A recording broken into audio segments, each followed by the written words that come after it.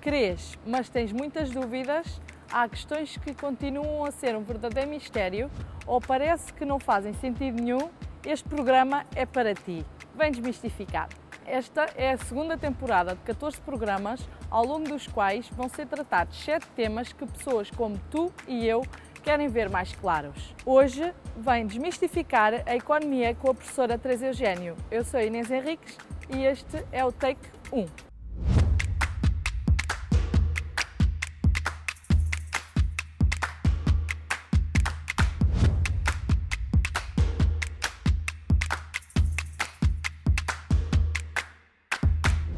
Estamos na empresa DTR, que trabalha à base de fabricação de moldes na zona de Leiria. Eu sou a Inês Henriques, estou no terceiro ano de licenciatura de Gestão, na Escola Superior de Tecnologias e Gestão em Leiria. E tenho aqui comigo a professora Teresa Eugênio. Seja bem-vinda. Obrigada Inês. Sou professora também no Politécnico de Leiria, no Departamento de Gestão e Economia. A minha formação de base é em Contabilidade e Administração. A linha de investigação é em Contabilidade Social e Ambiental. Bem, então vamos aqui a desmistificar a economia e então o que é que, ou seja, será que a economia é o mesmo capitalismo, grandes empresas, arranha-céus em Nova Iorque, Dubai, grandes lucros, grandes carros, será isso tudo economia? O que é que tem a dizer sobre isso? Bom, a economia não é a mesma coisa que capitalismo. Economia, portanto, é uma ciência, é como nós a estudamos, não é? Muitos economistas e os gestores e também os contabilistas, portanto, que pretende perceber a utilização dos recursos que são escassos para a produção de bens com valor, que depois são transacionados pelos indivíduos, pela sociedade e que se gera, portanto, as trocas comerciais, não é? Que há a procura, há a oferta. O capitalismo é um sistema económico, portanto, que tem várias derivações, não é? Podíamos aqui focá-lo de vários aspectos, mas não vamos entrar tanto por aí, vamos depois conversar em coisas mais práticas, mas tem uma tónica muito forte no lucro. E, portanto, por vezes pensamos realmente que há algumas coisas a mudar na parte do capitalismo e por vezes toca-se nessa questão realmente do lucro ser o pilar quase que é o único, quase que se pensa que a única função das empresas é o lucro. Depois tendo só o foco mesmo no lucro e não pensando talvez nos trabalhadores, no impacto que a empresa terá no mundo e no mercado e tudo essas coisas todas. Ok.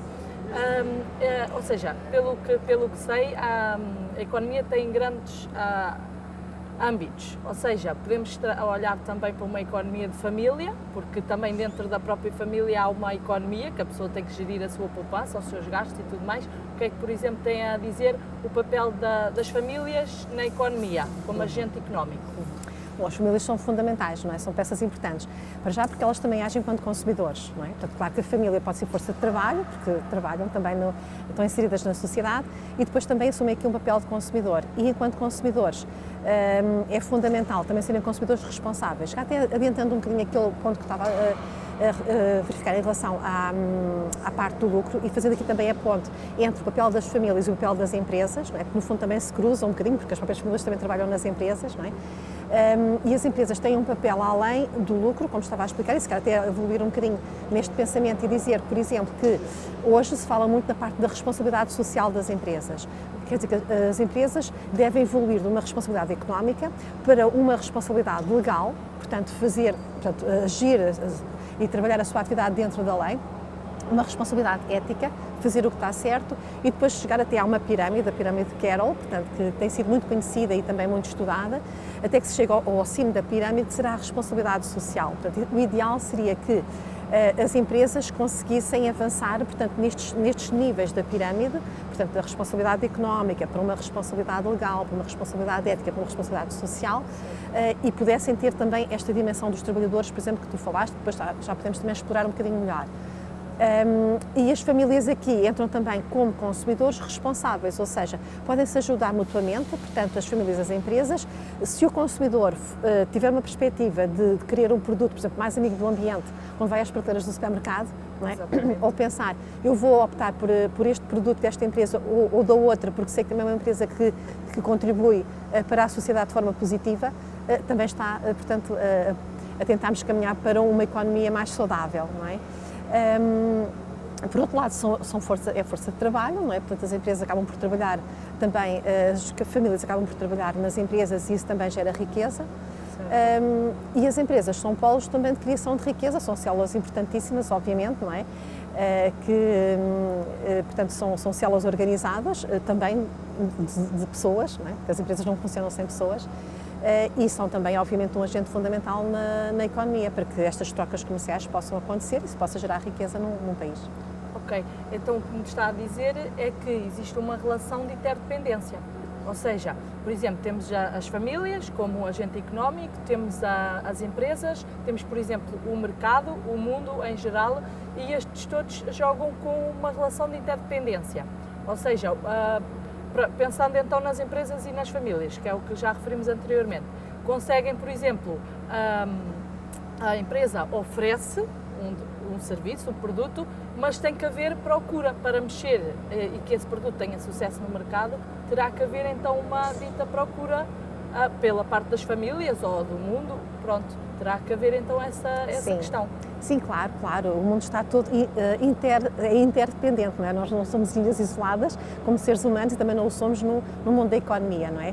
A economia precisa dos vários agentes económicos para que possa funcionar e sem dúvida que se houver muita oferta, mas não há procura, não vamos conseguir avançar, não é? Exato.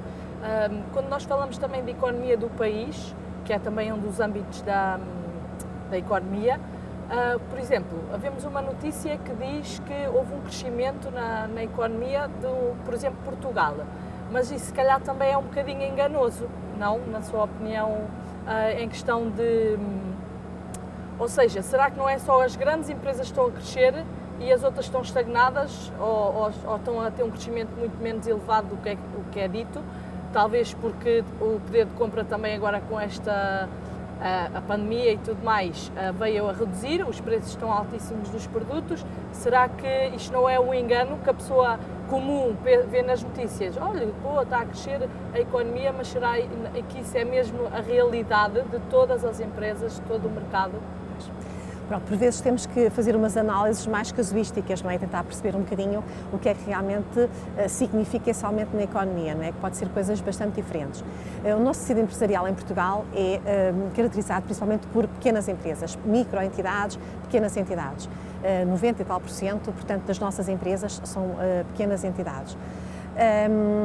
E depois temos as multinacionais e aqui há realmente também que fazer uma separação clara entre a postura, porque muitas vezes a própria postura é muito diferente, não é? E nós temos empresas familiares que por vezes têm margens baixas, não é? Que têm quase as margens um pouco esmagadas para poderem conseguir concorrer portanto, neste mundo de concorrência, não é? Que é bastante feroz. E depois temos as multinacionais, por vezes que conseguem enfim, produzir a uma escala muito diferente, não é? Tem uma grande escala de produção e de escoamento do produto, que têm capacidade de poder negociar de uma forma muito, muito diferente de uma PME, não é? De uma pequena e média empresa ou mesmo de uma microentidade e conseguem ter margens muito, muito mais elevadas. E aqui realmente também há que posicionar, portanto, estes diferentes atores da sociedade do meio económico. E aqui muitas vezes, e agora pensando também nesta questão que falei há pouco da responsabilidade social, é muito interessante ver que muitas pequenas e médias empresas também abraçam este desafio, não é? E tentam também trazer isto para dentro de si próprias. As multinacionais também muitas já estão nesse caminho, mas eu diria que ainda há muito a fazer, em particular nas empresas maiores, em que às vezes portanto, se tornam talvez um bocadinho mais frias e que é mais difícil haver uma teia tão próxima, também mesmo das próprias relações humanas entre os trabalhadores, e também até ter uma visão de toda a cadeia de fornecimento, quer seja dos clientes, quer seja dos fornecedores, quer sejam de outros stakeholders que também interagem na empresa. Portanto, quando pensamos no crescimento económico, temos realmente que ter cuidado e perceber o que é que realmente está a crescer. Falaste aqui num outro aspecto importante, que é o aumento dos preços. Hoje realmente assistimos aqui a uma taxa de inflação elevada, não é? Como infelizmente já não víamos há algum tempo, pelo menos aqui no nosso país, e os preços estão a aumentar e por vezes aumentam nos bens essenciais, não é? Que cria mais dificuldades para as famílias. Depois, às vezes os bens não essenciais vão por arrasto, não é? Porque se percebe que bem, se uns aumentam, se calhar é uma oportunidade também para aumentarmos os nossos preços. E as famílias sofrem com isso, não é? Sofrem com essa situação. Como você referiu, está muito a referir então a responsabilidade social, que realmente isto tem vindo a crescer, e as empresas veem-se obrigadas a nível fiscal a apresentar o que fazem em relação a esse aspecto? Ou é só, ou seja, têm que apresentar a parte financeira, que sei que, pelo menos na minha área, sei que há leis que obrigam as empresas a apresentar, mas já têm que apresentar os planos que têm ou que já implementaram em relação à responsabilidade social? Pois, Inês, isso é um aspecto bastante interessante e muito atual. Portanto, efetivamente, hoje assistimos a uma melhoria, na minha opinião, portanto, em termos do relato da informação não financeira ou relato da sustentabilidade. Até há poucos anos, portanto, eram principalmente as empresas maiores que faziam este tipo de relato e era um relato voluntário. Em alguns países já há alguns anos que não é voluntário, principalmente na Europa do Norte, em que notamos para a Suécia, a Finlândia, portanto, são países onde as empresas já eram obrigadas a fazer este relato desta informação não financeira, que toca precisamente estes aspectos, portanto, do impacto no ambiente e do impacto social. Por vezes até falamos do triple bottom line, ou seja, portanto, a empresa tem que apostar e tem que mostrar as suas ações em termos económicos, mas também em termos de proteção ambiental, portanto, o pilar ambiental, e depois também o que é que faz em termos de sociais, quer seja com os colaboradores, quer seja com as comunidades envolventes. Portanto, quais são os seus planos de ação, os seus programas, etc. E se há alguns anos o fazia de forma voluntária, hoje, portanto, há regras já muito mais estreitas e podemos falar, por exemplo, portanto, se for interessante para os nossos telespectadores, por exemplo, o Decreto-Lei 89 de 2017, que já vinha trazer a obrigatoriedade de divulgação deste tipo de informação para as empresas cotadas na Bolsa e para as empresas com mais de 500 trabalhadores. Pronto, saiu agora recentemente uma diretiva da Comunidade Europeia, e também sem querer aqui ser muito técnica, não é? Mas pronto, só dar aqui uma pincelada, em que já vem, portanto, trazer muitas novidades em relação ao relato para a sustentabilidade, ao relato da informação não financeira para as empresas. E, portanto, isso tem-se debatido muito no meio empresarial. Portanto, também as próprias ordens profissionais, portanto, ligadas a estes temas. Portanto, em Portugal temos a Ordem dos Contabilistas Certificados, que é a OCC, e a Ordem dos Revisores Oficiais de Contas, a OROC, e têm também elas próprias trabalhado até em conjunto, que é também algo bonito de se ver, não é? As ordens profissionais trabalharem em conjunto e não de costas voltadas, mas sim num diálogo muito profícuo, também com a Comissão de Normalização Contabilística, a CNC, têm trabalhado em conjunto precisamente para criar normas também portuguesas que possam ajudar as empresas a produzir este tipo de relato. E esta diretiva, que foi publicada em dezembro de 2022, portanto algo muito recente, não é? Depois há de ser transposta para o direito português e, portanto, através destas normas que estamos a assistir. Portanto, penso que as empresas também aqui vão ter a oportunidade de quem ainda não relata, passar a relatar esta informação não financeira. Ok, pois eu acho que é bastante importante, porque o que é que vai originar? Talvez as pequenas empresas, como já disse, têm vindo a preocupar-se com essa questão, mas às vezes não sabem bem como é que vão pôr em prática ou o que é que tem mais sucesso. E às empresas maiores apresentarem os seus relatórios, talvez elas consigam explorar e ver, ok, olha, teve sucesso numa grande empresa, como é que eu posso adaptar para a minha empresa para reduzir então o meu impacto social, ambiental, etc. Muito bem. Depois também temos outro âmbito que está a ganhar um grande peso junto das empresas, que é a economia circular. O que é que tem a dizer sobre isto, que nos possa acrescentar mais alguma coisa? Sim, tens razão, Inês. A economia circular é realmente também agora muito falada e facilmente encontramos artigos sobre a economia circular, conferências, palestras. E, portanto, o que é que se pretende com a economia circular? Basicamente é passar do conceito de economia linear, em que nós tínhamos, portanto, a exploração da matéria-prima, a produção da matéria-prima, o produto, e depois o produto tinha uma vida útil, e no fim da vida útil, normalmente, o destino final seria ir para a Terra. E agora já não se pode pensar nesse modelo, ou seja, a ideia agora é pensar, como o próprio nome indica, circular, não é? Que haja, portanto, uma forma de poder, no fim de vida do produto, ele voltar a ser introduzido dentro do processo produtivo ou para um novo processo produtivo. Portanto, a economia circular pretende que haja uma maior reutilização dos recursos, a reintrodução no mesmo ou noutros ciclos produtivos, a reciclagem, mais força na parte da reciclagem. Muitas empresas portuguesas têm realmente criado estratégias muito interessantes de economia circular. E até fica também aqui uma dica que o próprio, por exemplo, organizações internacionais, o BCSD é uma organização internacional, mas neste caso opera em Portugal e em outros países. Portanto, o BCSD tem um conjunto de estudos de caso, precisamente de economia circular. Que estão disponíveis, qualquer pessoa pode consultar, de empresas maioritariamente grandes, ainda são essas que estão a pegar neste tema em primeiro lugar, ou pelo menos que o estão a divulgar. Por exemplo, a Sonai, por exemplo, a EDP, a Brisa, a Galp, outras empresas que apresentam exemplos concretos de como é que, ao longo do seu processo produtivo, foram, por exemplo, reduzindo o seu desperdício. E essa redução de desperdício teve como principal destino criar nova matéria-prima para introduzir outros produtos. Portanto, estou a lembrar, ontem até estive numa reunião de trabalho de um projeto de investigação com uma empresa aqui da região, da Alcobaça, em que a sua produção portanto, não é um setor muito poluente, felizmente, portanto, a conservação tem pomares, portanto, ligada à fruta, maçãs e peras, e também vegetais, etc. E, por exemplo, uma coisa tão simples como peras e maçãs que não têm as características que o cliente quer, nomeadamente o continente ou outras grandes superfícies, então, mas que estão ótimas, que são fruta saudável, podem ir para sumos ou para fruta desidratada. Ou seja, criaram aqui uma outra possibilidade de, em vez de deitar fora, não é ser desperdício que não tinha utilização, poder entrar também num processo produtivo e gerar um produto útil para a sociedade. E, portanto, felizmente tem havido casos bastante interessantes, portanto, desta perspectiva de criar esta economia circular. Portanto, não ir para a terra será a última das últimas soluções possíveis, não é?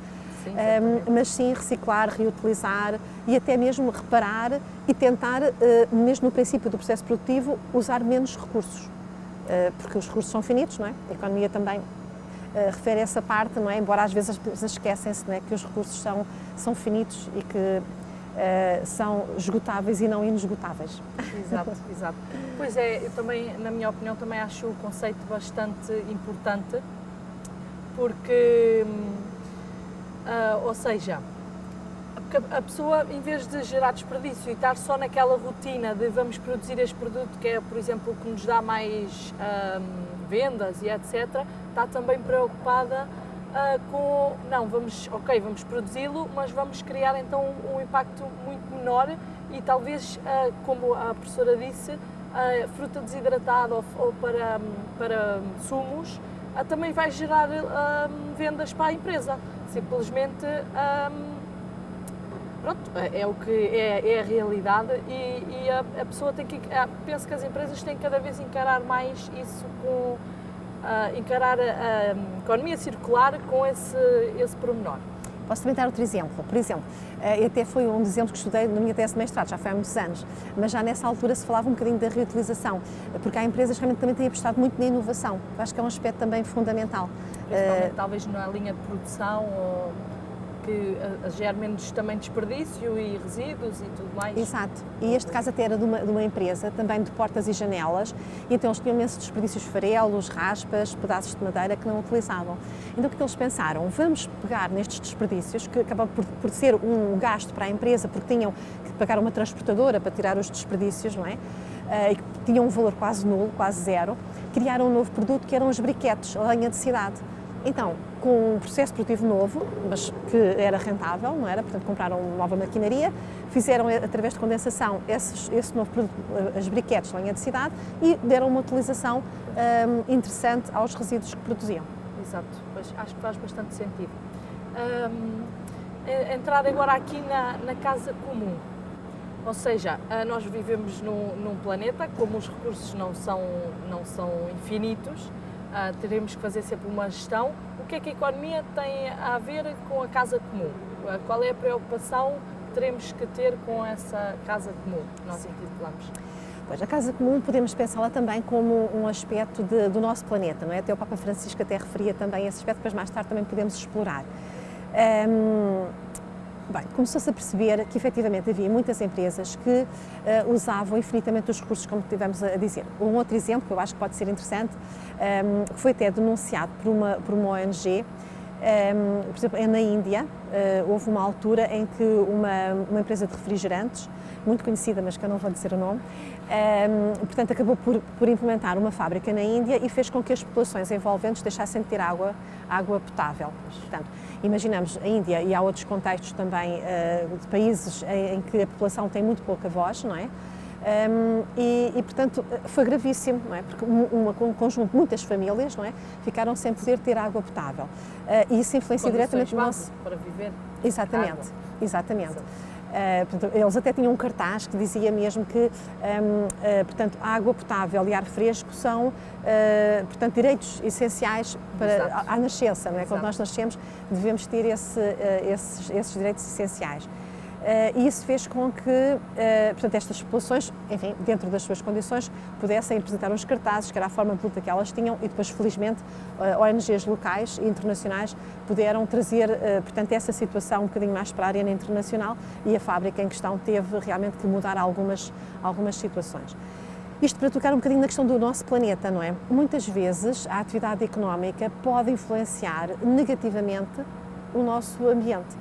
E isso tem que ser visto com muita atenção, não é? Por isso é que hoje também há um conjunto de legislação muito mais forte, muito mais exigente para as empresas no âmbito ambiental, porque a casa comum, não é? Quer dizer, a casa que todos habitamos, não é? Se começamos a destruir, a deteriorar e a não cuidar do nosso planeta, isso será catastrófico para todos nós, não é? Exato, pois nem as próprias empresas conseguem ter lucro num planeta que não existe. Sim. Não tem condições para elas a fazerem o produto, por exemplo. Sim, eu até costumo dizer a brincar que as empresas até pode ser muito lucrativa, pode ter lucros fantásticos, não é? Pode até fugir um bocadinho, não é? Alguma legislação que existe, porque se calhar implementar filtros de fumo, se calhar implementar um etar portanto, para fazer uma boa gestão de águas residuais, se calhar utilizar matérias-primas que são mais caras, mas que são mais amigas do ambiente, podem não ter grande interesse em termos económicos, não é? Porque querem realmente, se estiverem apenas focadas na questão do lucro. Só que, efetivamente, se nós deixarmos de ter planeta, não adianta ter empresas muito declarativas, não é? Pronto, isto depois também nos leva a um outro ponto, mesmo a parte social, não é? Se tivermos pessoas desmotivadas, se tivermos pessoas que não são saudáveis, pessoas doentes, não é? E agora também há tantas doenças provocadas muitas vezes por stress no trabalho, não é? Por muitas horas de trabalho. Isso também não nos vai levar a ter um planeta ou pessoas saudáveis, e as empresas deixam de ser lucrativas, não é? Pois, exato. E sem planeta não vale a pena, realmente temos muitas empresas com muitos não leva a lucros. um grande porto. Sim, não é sustentável, usando aqui a palavra de ordem, não é? Acaba por não ser algo de futuro. Exato. Pois, ou seja, a economia é o que mexe com o mundo todo. Temos, como já referimos, as pessoas, famílias têm um grande papel, também as empresas um papel ainda maior, na minha opinião, e agora tocamos realmente aqui na Casa Comum e acho que isto merece continuar a ser desmistificado. Por isso, marcamos encontro para um take 2.